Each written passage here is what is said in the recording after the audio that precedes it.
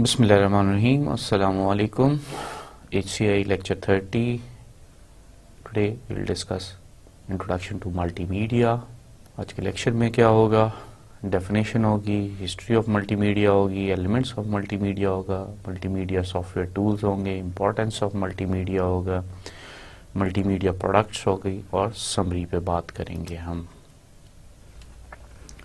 What you will learn today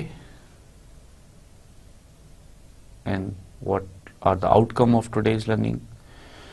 Able to state the definition of multimedia and its elements. आप इस में समझेंगे और बता सकेंगे कि मल्टीमीडिया क्या है, उसकी डेफिनेशन क्या है और उसके कौन कौन से एलिमेंट्स होते हैं, कौन कौन सी चीज़ें होती हैं जो मल्टीमीडिया बनाती हैं.